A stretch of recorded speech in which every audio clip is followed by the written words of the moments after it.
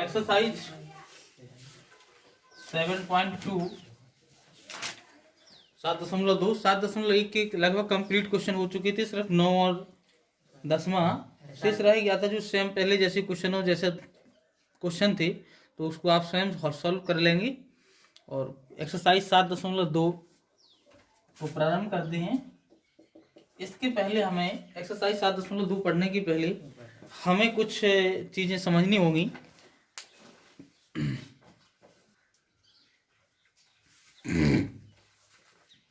तो कुछ सूत्रों को समझना पड़ेगा, हमें कुछ चीजों को समझना पड़ेगा, तभी इस एक्सरसाइज को सॉल्व कर पाएंगे। तो सबसे पहले हम देखते हैं, यदि आपसे कहा जाए कि कोई दो बिंदु हैं और उनके निर्देशांक इस प्रकार से, कोई ए और बी दो बिंदु हैं, ए और बी हैं दो बिंदु हैं। ए के निर्देशांक मान लीजिए आपको कहा जाए कि x1 y1 है और बी के निर्देशांक क्या है x2 और y2 है। और इसे कोई बिंदु P है जो m1 अनुपाती m2 में विभाजित करता है। किसमें? m1। अब कहने का मतलब ये है कि m1 की जगह 2 हो सकते हैं, 3 हो सकते हैं, 4 हो सकते हैं। m2 के स्थान पर 2 हो सकते, 3 हो सकते, 4 हो सकते, लेकिन दोनों के समान नहीं हो सकते। ठीक है ना? x1 की जगह -2 4 कुछ भी हो सकता है, y1 की जगह कुछ भी हो सकता है, x2 की जगह कुछ भी हो सकता है, y2 की जगह कुछ भी हो सकता है। ठीक है, इसलिए हमने इसको ये अचर राशि की वैल्यू ये xyz रखा है हमने। ठीक है, चर राशि रखी हुई है। अब हम देख रहे हैं ऐसा क्वेश्चन बन के आएगा, आपको क्या क्वेश्चन आएगा बन के कि बिंदु यानी कि ए और बी से प्राप्त जो रेखाखंड है उसे कोई बिंदु P या N या S कुछ भी हो जाए, कोई बिंदु P है जो उसे समान दो भागों में बांटता है, या फिर ऐसा लिख किया जाएगा कि अलग अलग भागों में बांटता है। अगर अलग अलग भागों में बांटता है तो वो क्या है m1 m2 अनुपात में बांटता है। मान लीजिए बोल दिया उसने कि 3:2 में बांटता है, तो वहां m2 का मान 2 हो जाएगा, m1 का मान कितना हो जाएगा? तो उस बिंदु के निर्देशांक ज्ञात कीजिए। किसके? उस बिंदु के। तो वो बिंदु जो इस रेखाखंड को 3:2 में बांट रहा है या m1 अनुपाती m2 में बांट रहा है, तो उसके निर्देशांक ज्ञात कीजिए। ठीक है, तो इसके निर्देशांक मान लेंगे हम क्या xy। तब इसके निर्देशांक कैसे ज्ञात करेंगे हम? तो इसके लिए हमें फॉर्मूला चाहिए। तो फॉर्मूला जिससे बनेगा उस फॉर्मूले का नाम विभाजन सूत्र है। क्या नाम उसका? विभाजन सूत्र है। और विभाजन सूत्र ये आपकी किताब में पेज नंबर 180 पर लिखा हुआ है। 180 पर लिखा हुआ है, फर्स्ट में लिखा हुआ है, लिखा भी हुआ, क्वेश्चन टाइप का बना हुआ है। दो बिंदुओं x1 y1 और b x2 y2 को जोड़ने वाला रेखाखंड AB को m1 अनुपात m2 के अनुपात में आंतरिक रूप से विभाजित करने वाले बिंदु क्या है? P x y है कि निर्देशांक क्या है? ठीक है, अगर इसको ज्ञात करना है अपन को तो विभाजन सूत्र का उपयोग करना पड़ेगा इसके मान के लिए। विभाजन सूत्र कैसे बनेगा? देखो कैसे बनाएगा विभाजन सूत्र। चाहो तो आप डायरेक्ट भी लिख सकते हो, विभाजन सूत्र को डायरेक्ट याद कर सकते हो, लेकिन उसको देखिए पहले कैसे बना है ये। तो ये m1 है, पहले इसको इसके साथ मल्टीप्लाई करेंगे, फिर इसको इसके साथ मल्टीप्लाई। ठीक है, हमें सबसे पहले मान लीजिए किसका मान चाहिए? x का चाहिए, तो दोनों का x का और y का चाहिए, तभी P निर्देशांक बनेंगे P के। तो पहले x का निकालेंगे हम। तो x का निकालना है तो हमें ये m1 है, इसका गुणा यहाँ x में करना पड़ेगा, और ये m2 है, इसका भी गुणा कहाँ करना पड़ेगा? x में। जब x का मान चाहिए तो x में गुणा होगा, और जब y का चाहिए तो y में गुणा होगा। समझे ना? तो इस m1 का गुणा होगा इस x2 में, तो क्या हो जाएगा? m1 x2। समझे? इसके बाद क्या लगा देंगे आप? प्लस। राइट, फिर इस m2 का गुणा होगा इस x में, तो क्या हो जाएगा? m2 x1। जो अनुपात यहाँ पर दिया गया है, जो अनुपात यहाँ पर दिया गया है, तो उसको हम प्लस में लिखेंगे फिर यहाँ। Yes sir.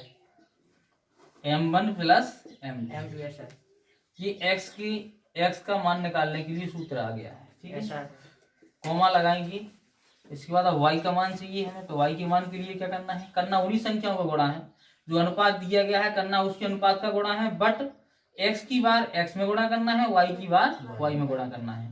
तो m का गुणा किस में हुआ, m1 का y2 है, तो m1 क्या हो गया y2, इसमें x2 में हुआ था, तो y2 प्लस m2 का गुणा किस में होगा यहाँ पर y1। Yes sir. जिस जो अनुपात में बांट रहा है उसका क्या करेंगे हम प्लस m1 m2 में बढ़ रही है ना वो रेखा, उसको क्या कर देंगे हम प्लस।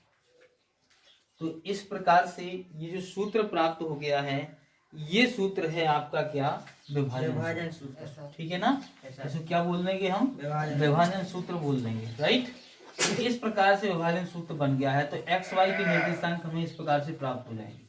अब किसी भी संख्या का इसमें मान रख देंगे हम तो आराम से वो हमें प्राप्त हो जाएगा। इसमें मान रख देंगे तो एक्स का मान प्राप्त हो जाएगा, इसमें रख देंगे तो वाई का मान प्राप्त हो जाएगा, ठीक है। तो इस प्रकार से हम इसको प्राप्त कर सकते हैं, इसके निर्देशांक, इसको विभाजन सूत्र कहेंगे, सेक्शन फॉर्मूला। अब कभी कभार ऐसा भी होता है कि यहाँ पर कोई अंक दे दिया जाए, ऐसा एक तो एक स्थिति ये हो गई। दूसरी स्थिति देखिए, दूसरी स्थिति में क्या हो सकता है कि कोई बिंदु P है, बिंदु P रेखाखंड AB को K अनुपात 1 में विभाजित करता है।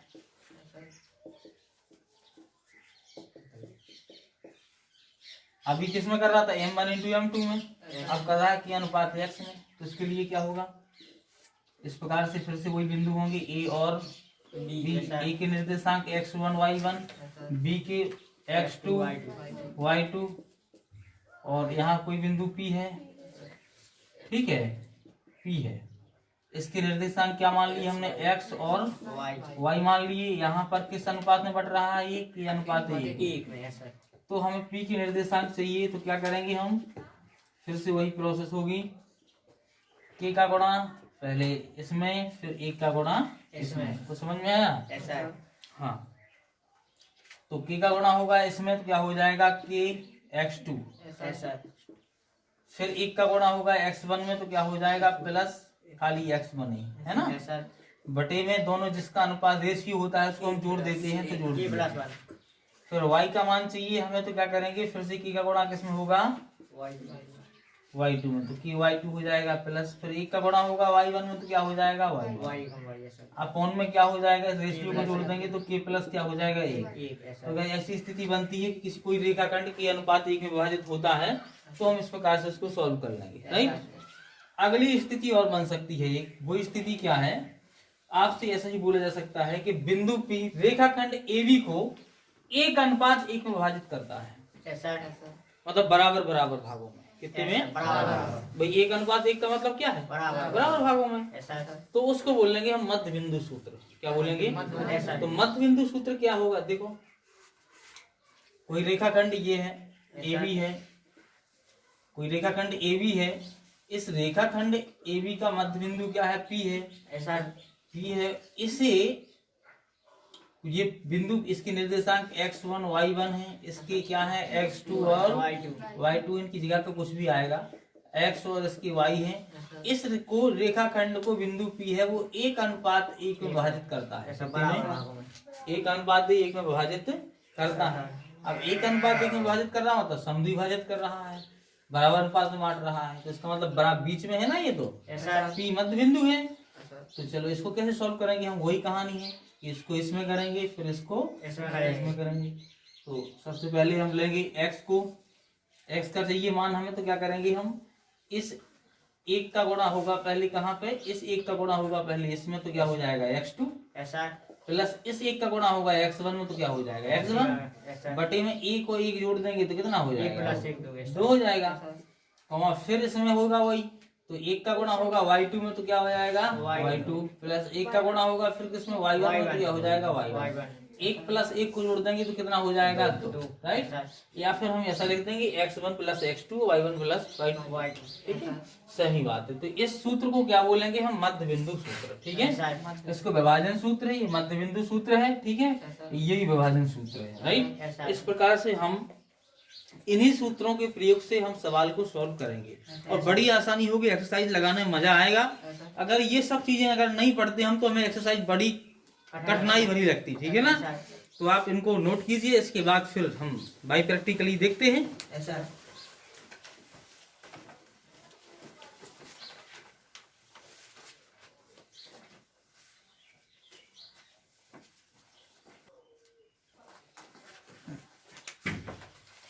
तो 7.2 का पहला क्वेश्चन,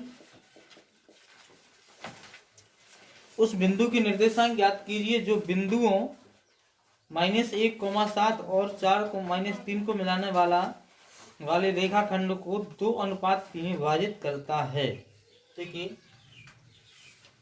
कोई रेखाखंड है और इस पर बिंदु हमने कोई ए माना और इस पर क्या मान लिया, तो इसके निर्देशांक क्या मान लिए बोलो सर। ए के सर -1,7 सर, बी के 4,-3 और बी के हुए 4, -3 और सर अनुपात है इनका सर 2:3। तो इनका मध्य बिंदु क्या मान लिया हमने XY, P के निर्देशांक क्या मान लिया हमने XY। और किस अनुपात में विभाजित कर रहा है ये रेखाखंड को, 2:3 में विभाजित कर रहा है, ठीक है। तो हम लिखेंगे भाषा, माना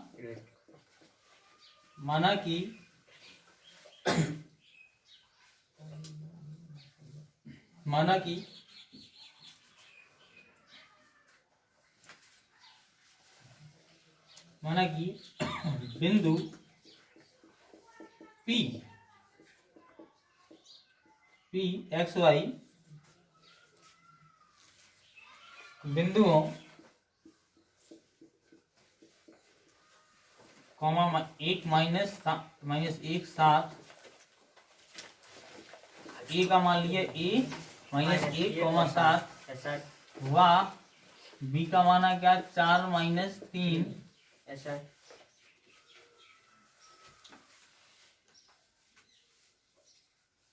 से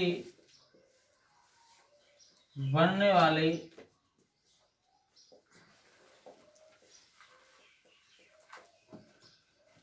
रेखाखंड को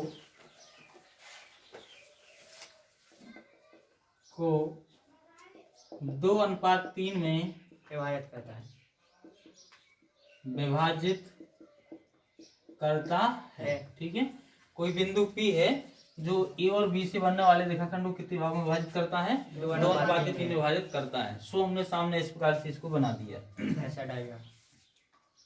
अब वही है, ठीक है।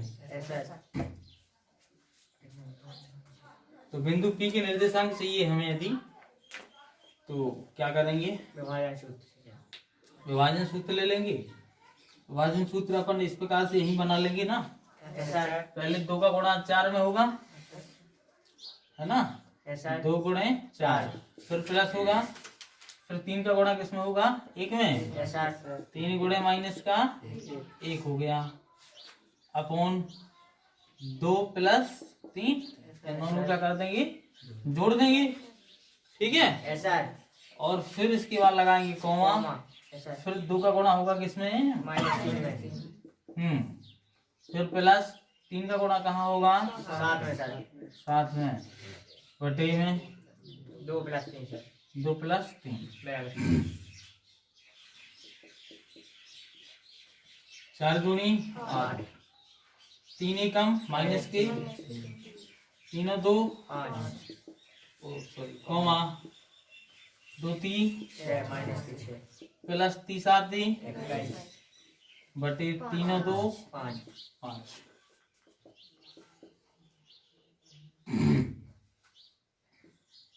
कितने बचे यहाँ पर 5 बटे 5,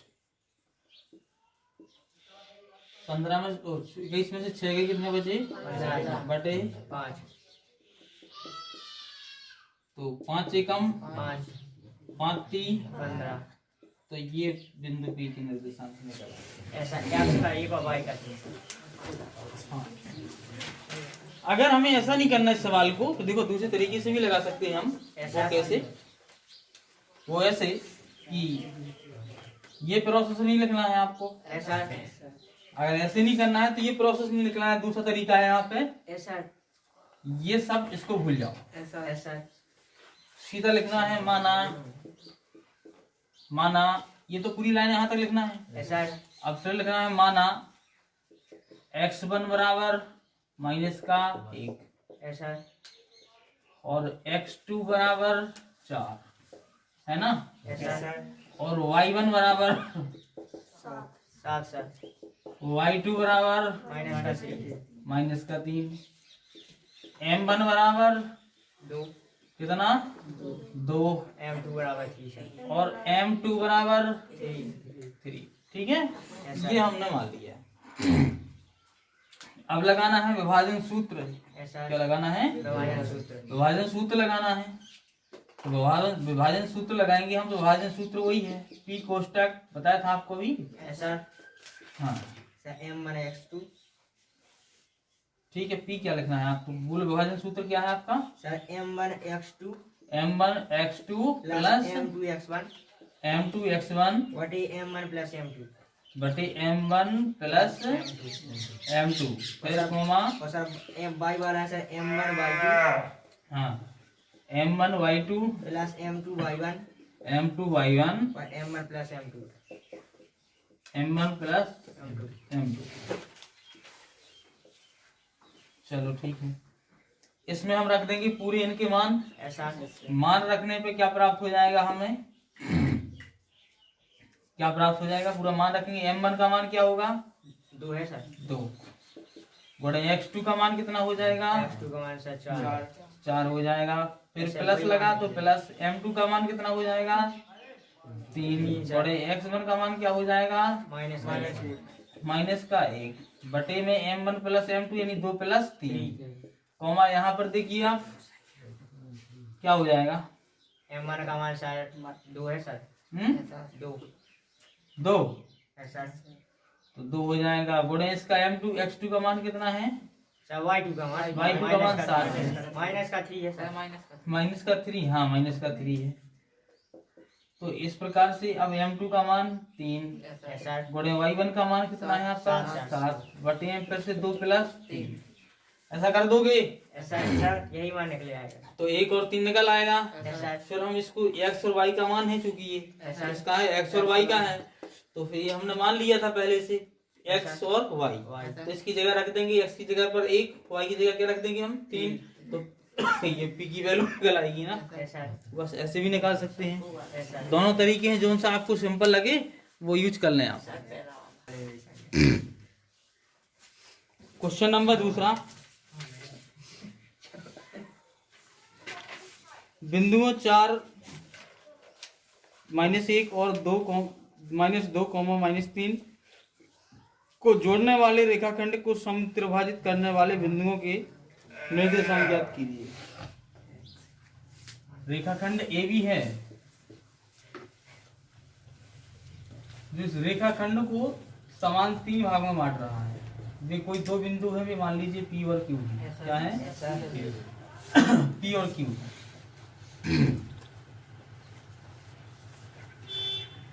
तो इस प्रकार से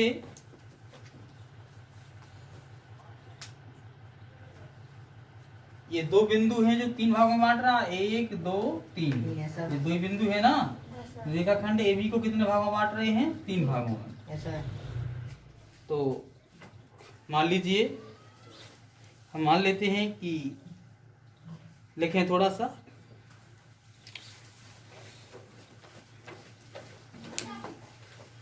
माना रेखाखंड AB को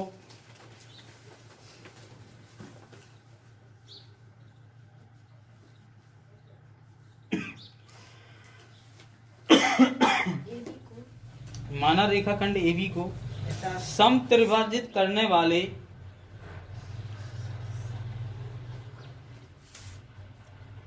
करने वाले बिंदु P और Q हैं। यस सर, P और Q। अर्थात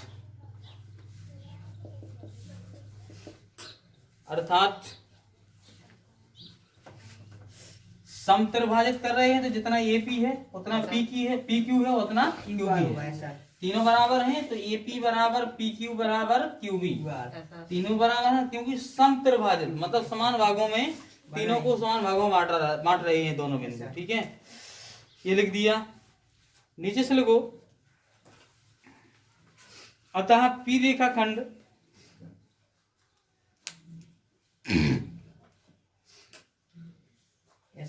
P रेखाखंड AB को आंतरिक रूप से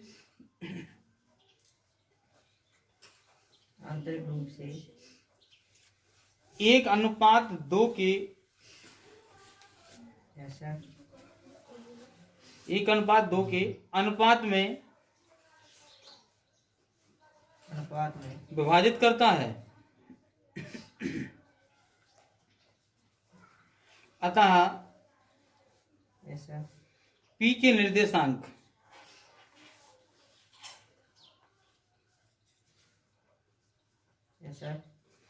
देखो सामने समान 3 भागों में बढ़ रहा है। तो एक भाग जो होगा, एक भाग जो होगा, एक भाग जो होगा, कोई शक?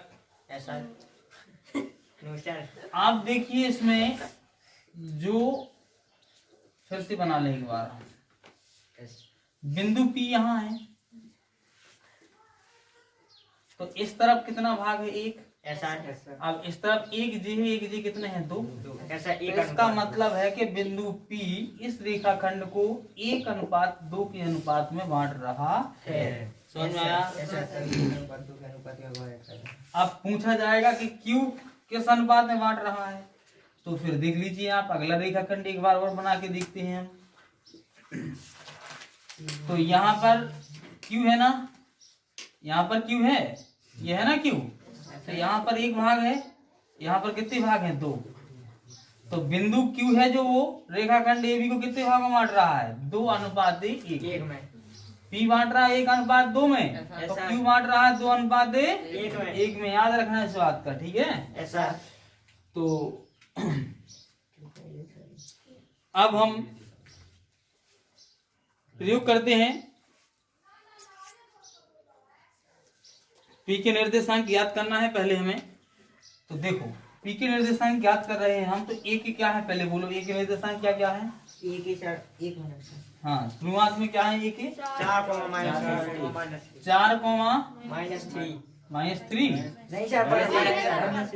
-1। हाँ, और B के क्या है? ऋण 2, ऋण 3। ठीक है, अब देखो P के ज्ञात करना है तो इसका गुणा इसमें होगा, इसका इसमें। तो P के निर्देशांक ज्ञात कर रहे हैं हम, तो 1 का गुणा होगा पहले किसमें? 2 में। तो क्या होगा? -2 गुणे 1। ठीक है,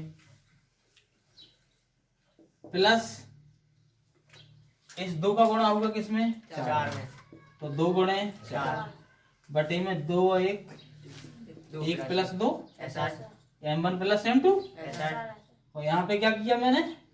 M1 X2 M2 X1, वही सूत्र लगा रहा हूँ, कॉमा Y के लिए चाहिए।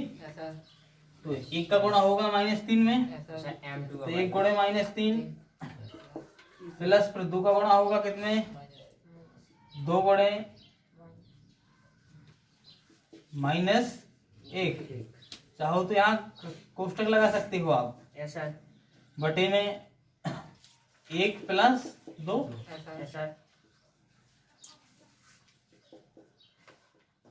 P के निर्देशांक बराबर 2 एकम -2 प्लस 4 दूनी बटे 2 1 3, कॉमा 3 एकम -के प्लस का गुणा माइनस में हुआ, 2 एकम -2 बटे में 3।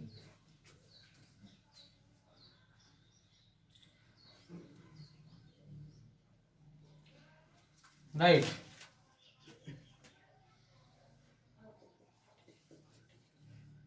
आठ में से 2 का कितना बचा? 6/3। 3 और 2 कितना होते? 5 होते। -5/3। इसको काट देंगे, 3 दूनी 6। 2 -5/3। ये तो हो गए आपके पी के निर्देशांक। ऐसा आप क्यू के निकाला है। अब हमें क्या करना है किसके? क्यू के। तो जहां पर हमने आपको भाषा में छोड़ दिया था पी के निर्देशांक, वहां के बाद ये नोट कर लेना है आपको, ये ठीक है, ये नोट कर लेना है। और इसको नोट करने के बाद फिर आगे क्या लिखना है आपको, पहले इसको नोट कर लीजिए फटाफट।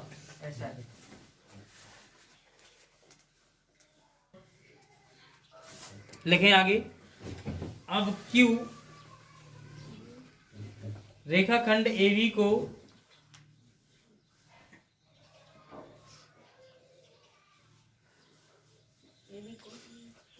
आंतरिक रूप से देखो कितने में? 2:1 में। 1:2 में, ये 2:1 में विभाजित करता है।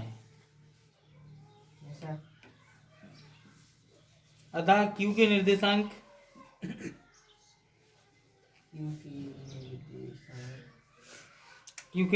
देखिए, यहाँ देखो, ए के निर्देशांक क्या थे? 4, 1, और बी के कितने थे? 2 और 3। तो Q के निकालना है हमें।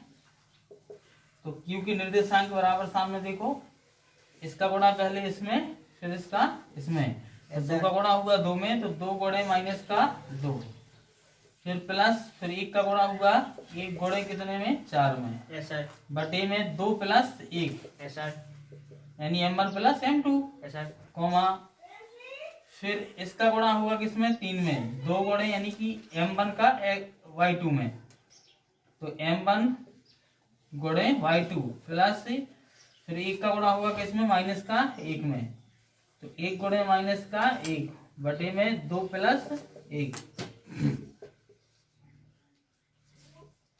2 दूनी कितना होता है? -4 प्लस 4 एकम 2 1 3, 3 दूनी -6, और प्लस का गुणा माइनस में हुआ तो माइनस का 1 एकम बटे 2 3 एकम 2 1 3।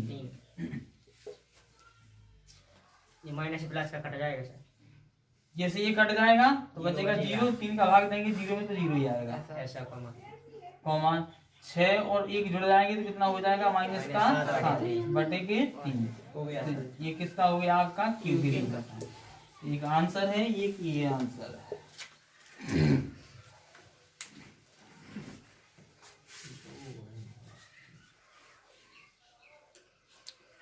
आपको ये नहीं करना चित्र वगैरह, ये समझाने के लिए बनाया मात्र मैंने।